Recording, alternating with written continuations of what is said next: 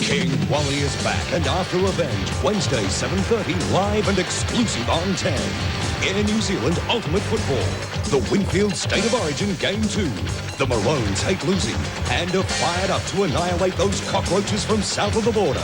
What a battle, with pride and reputations on the line. Live and exclusive from Melbourne, Air New Zealand Ultimate Football, the second Winfield State of Origin, Wednesday 7:30 on 10.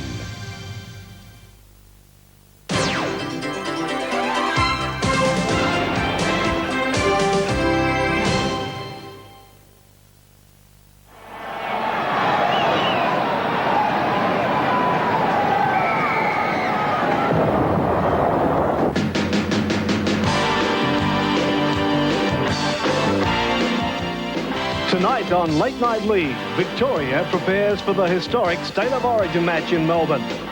George Piggins, the South Sydney coach, and his second love, racehorses. Plus, football action from this split round 10 of the Winfield Cup. Tonight on Late Night League. Yes, hello everyone, I'm Ian Maurice, and with that State of Origin just 3 days away, today brought plenty of problems for the Queenslanders. Big Martin Bella pulled up from training today with a strained groin and is in extreme doubt for Wednesday's match in Melbourne. But firstly, let's recap on the news of the week in our Week in Review. Andrew Farrar had to be the most disappointed man in town this week after missing a place in the Blues' second State of Origin team. Selectors opted for Brad Mackay instead of Farrar when injury forced out Michael O'Connor. I'm very surprised and I'm very happy to be here. I just hope I can have a good game and instill their confidence in me. He's a big kid, he's got good speed and he can play defence, and he's no penalty player. New South Wales had more problems on Wednesday when Laurie Daly was ruled out with a chest injury. Des Hasler is now in the starting lineup while Brad Fiddler is the new reserve. We've had a major dent now with Laurie Daly pulling out, both Michael O'Connor and Laurie Daly. You know, it's certainly lost a lot of thrust and a lot of, excitement out wide for our backs, because they're certainly two of the most exciting players in the game. Queensland have also made some changes, the most notable being the inclusion of Wally Lewis and the sacking of Paul Vaughton. With his club side Eastern Suburbs in disarray, it's been a week Vaughton would rather forget. After a series of embarrassing losses, there's been widespread speculation about the future of coach Russell Fairfax. Yes, mate, Ron Jones gave me his assurance that I'd be here until the end of the year. Ron Jones is the man of his word. I expect nothing less. One club that had its fair share of turmoil last year was Manly. However, the Sea Eagles are now rebuilding, and part of that plan has been the acquisition of Kiwi Rugby Union star Matthew Ridge. He's an excellent rugby union player and was certainly destined for the top. And I think he'll make a great job of rugby league. Obviously, he's going to be under enormous pressure. It's really big in New Zealand, and I've always followed it. So the opportunity came along, thought about it long and hard. Friends for a day at least were rival State of Origin captains Wally Lewis and Benny Elias. The pair spent some time this week promoting the second State of Origin clash in Melbourne next Wednesday. I think a lot of them are going to be sitting there just wondering what the hell is going on. They're going to be wondering what the 26 blokes in the field are doing. I suppose they'll be going along much the same as people going along to see a circus. Queensland have been beaten in the first one, and also I think New South Wales beating Victoria in the Aussie rules a few days ago is not going to help too much anyway. Despite their best intentions, Wally's son did provide the session with one minor hiccup. Oh, get away from me, you melody. And talking of State of Origin, both camps have now really settled down to business. Queensland certainly look a stronger team from the one that lost the first game. This time the Blues have been knocked around by injury, and a lot will depend on the unknown combination of Stewart and Hasler. They've had a tremendous amount of experience. They've played representative football.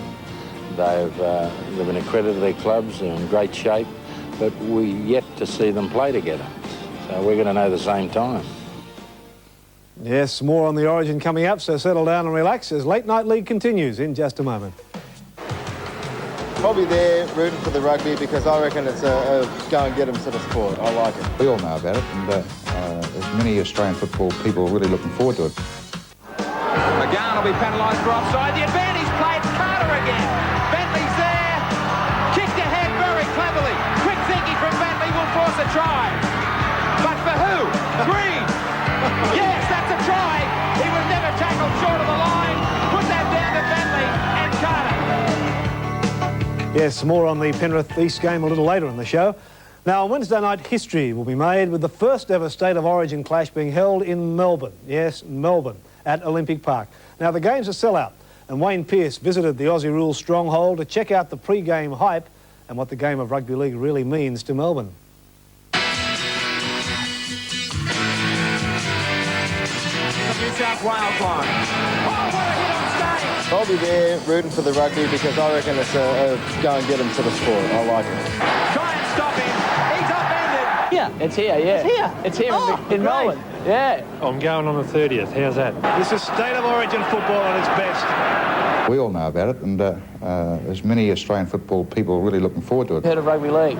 Yeah, I've seen you. You play the game, don't you? Sort of, yeah. Sure. Believe it or not, the majority of Victorians I spoke to are aware rugby league is coming to Melbourne. While some thought the 13-man game to be more about brute force than skill, there were just as many who can't wait for Wednesday night. You're going to try and get tickets to the game? Yeah, they're all sold out though, you know, it happened pretty quick. So, yeah, it shows you that Melbourne people, you know, everyone thinks they like rules, but it's sold out down here, so there must be a lot of league fans down here, I reckon. I think it's a really interesting sport, and I'm really glad it's coming to Victoria. As the Australian Gallery of Sport shows, if it wasn't for the Irish, rugby league may well have emerged as Victoria's #1 winter sport.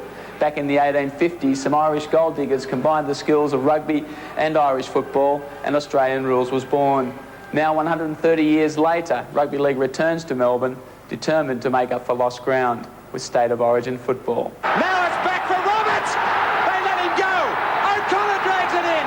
Back over the top. Wishart spills it. First port of call was breakfast with top-rating Triple M team, the D Generation. Wayne, can we just sort a few things out? There's rugby union and rugby league. Yeah. Now, which one has the eye gouging? Well, you know what they say, they compare rugby union to rugby league, Aussie rules.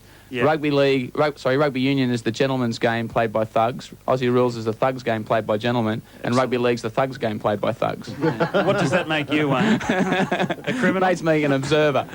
Well, actually, I can't help noticing you're not your conventional kind of rugby player. I mean, I can't help noticing you've got a neck. How did that happen? But I have got the broken nose. That typifies most players. That's the giveaway. In this fanatical sporting city of Melbourne, even high-profile Aussie rule stars are showing a keen interest in the rugby league State of Origin clash. The publicity with the Tina Turner advertisement, a lot of people have seen that on television, on the news and things. And I think the marketing of the rugby league's been excellent because I think a lot of people are going to go and watch this State of Origin game next week. While there are those who believe this clash will be a one-off, Victorian Rugby League chief Peter Clark believes otherwise. Of course, we'd like to think that somewhere in the not-too-distant future there's going to be a professional side based in Melbourne, and of course that will, of course, enhance the standing of the local league in turn. I'm not a betting man, but I'd bet there'll be one in the Sydney competition within 5 years. If that's a tall order, do you think that the State of Origin is going to have that much of an impact? Yes, I do. That's right. Melburnians are sports freaks. It's good, you know, the violence and... The violence you like there? Yeah, you know, it's an all-in sport. Yeah. The key question surrounding this game is who will the crowd cheer for? Probably Queensland. They're not too keen about the New South Wales men. And I just hope New South Wales cane them. Probably Queensland, because New South Wales won the first one, I suppose. I think a lot of people will follow personalities because they know that Wally Lewis is in the media a lot, and Langer is in the media a lot as well. But also there's Steve Roach from New South Wales. I'm not too sure. I think they'll have their favourite individuals, but I'm not too sure which way they'll go with the teams. Two of Victoria's football legends, Ron Barassi and Lee Matthews, believe there's room enough for both codes. Well, I think it's just been a sort of fantastic promotion. I think it's a lot of sort of courage by to bring it down. I mean, I'm sure that's been a bit of a talking point in Melbourne. You know, a lot of people sort of know it's on. I think it's just about sold out, so I'm told. So there's a lot of people want to go and see it. So, you know, to take that kind of, so big in the northern states, to bring it down to play in Melbourne itself is a fantastic promotion for the game. Melbourne is a sporting town. It's one of the reasons why they got the Olympics from other cities in Australia. It's a proven sports-loving city, so I know the place will be jumping. Ettinghausen's linked up in the Lions. Golden opportunity for the Blues. It's come back for Walford. Walford beat the Langer and finally pulled out from the pass amazing there. Try! Channel 10 Sport. Do you know anything about the State of Origin? Yes. Who do you think will win? Victoria, of course. Victoria? Any reasons? They're the better ones. Okay, thank you. Ah, dear, he'll learn. Now, when the Maroons take to the field at Olympic Park on Wednesday night, they carry the hopes of all Queenslanders in their quest to square this series. With the game being so far from their home base in Brisbane, it gives little hope for their wives and girlfriends to join them in Melbourne. Well, David Fordham joins us now from Brisbane. Fair to say, David, the old saying, behind every great man there's a great woman, seems to hold firm in that neck of the woods. Yes, Bear, it is a hackneyed phrase, but it certainly does apply to a lot of the Queensland footballers. In fact, in the Broncos camp, the baby boom and the wedding march has been very prominent during the 1990 season. Peter Jackson, Chris Johns and more recently Big Gene Miles are all proud dads, and King Wally is lining up for number 3, maybe a brother or a sister for those two terrors, Mitchell and Lincoln. Wife Jackie, though, is an old hand at Origin fever, but for the newlyweds Delise Shearer and Janine Langer, Wednesday night will be a nerve-wracking time for them both back here in Brisbane.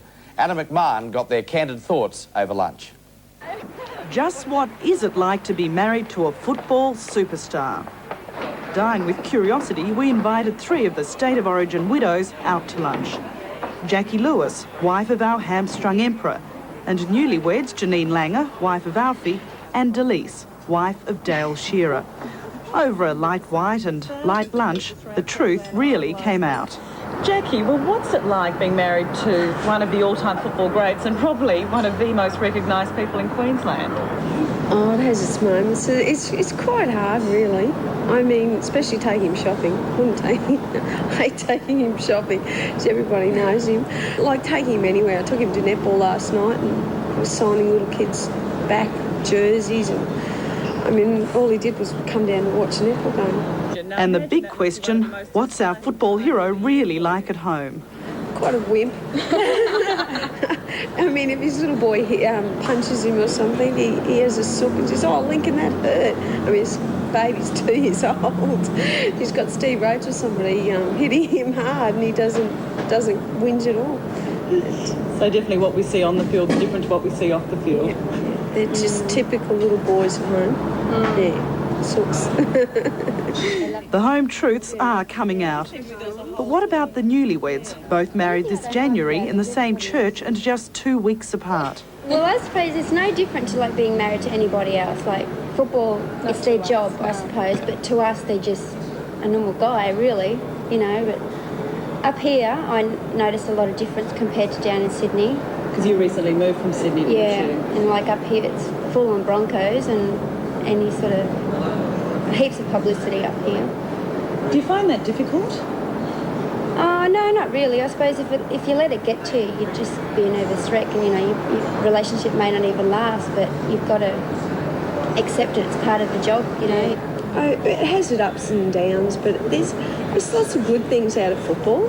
You know, there's heaps of social life. And you get to meet lots of lovely people and you have lots of friends.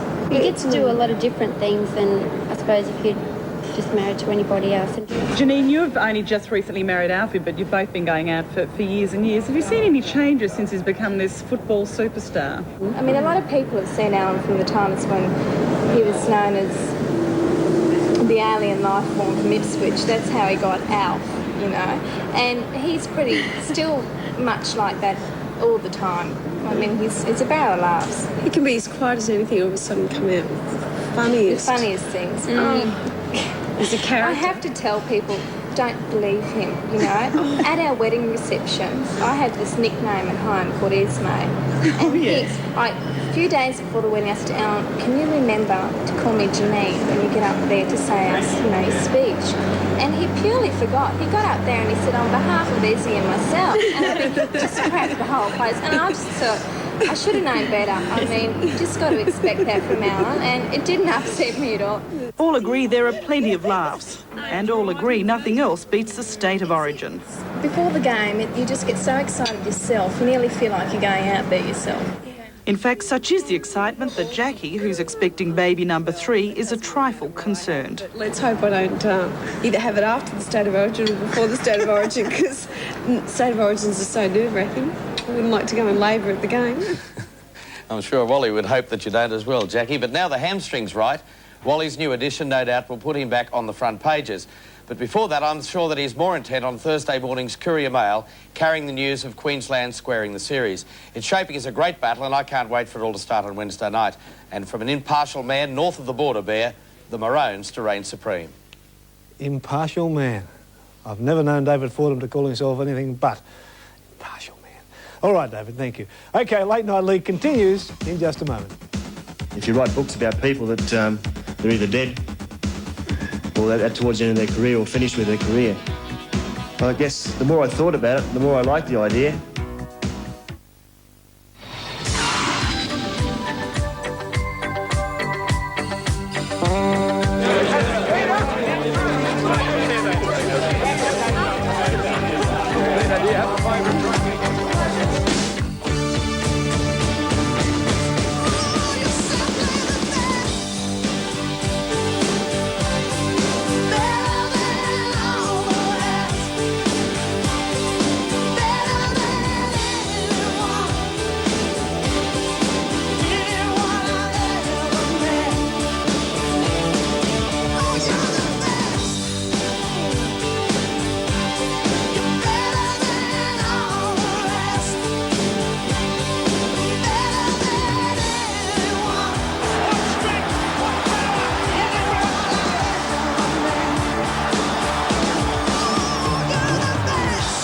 Now the big game's even bigger.